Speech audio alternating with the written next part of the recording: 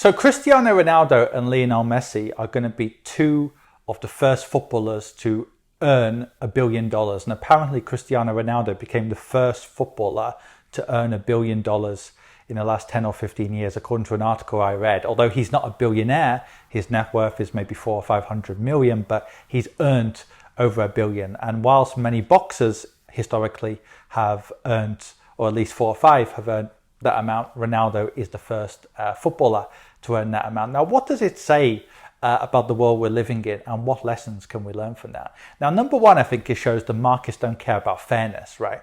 Is it fair that, for example, Pele, Maradona, a lot of players that existed, say, 40, 50 years ago, earn tiny amounts, even adjusted for inflation, compared to the likes of Ronaldo or Messi? Of course it's not fair, but the market doesn't care about fairness. A lot of people think the market cares about value, but the market cares about perceived value and also supply and demand.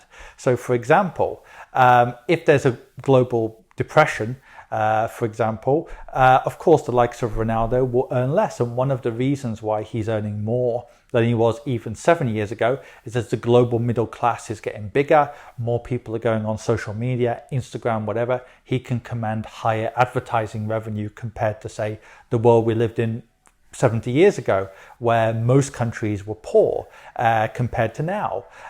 So the market only cares about itself. The market doesn't care about me, you, or anyone else. And this is a huge mistake people make. They think that the market has to necessarily be fair and it only cares about value.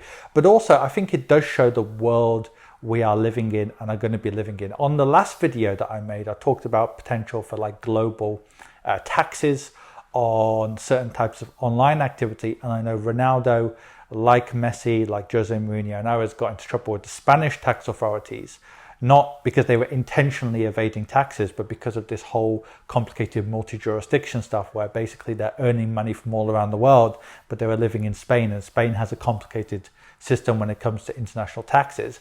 But it does show, and I think this is one reason as well why the world might move towards more global taxes on expats, on people who've got international income, is that we are moving into a more unequal world. Even though the world's got much more wealthy and indeed high income, I mean, the stats are incredible. There's more people who have been, brought out of poverty since 1945 than any time in the history of the world. There's more people in the global middle classes. There's more rich people across the board, really, apart from 1 or 2 countries like Somalia, North Korea, and so on. Most countries have developed really quite well in the last 40 or 50, 60 years, but global inequality has skyrocketed. And we could well see the first trillionaire in terms of Jeff Bezos or somebody else. And of course, people like Ronaldo, Messi, sports and entertainment stars are just going to get wealthier, or at least more high income, because of the tech world we're living in. And of course, the coronavirus and the lockdown put the world into fast forward mode.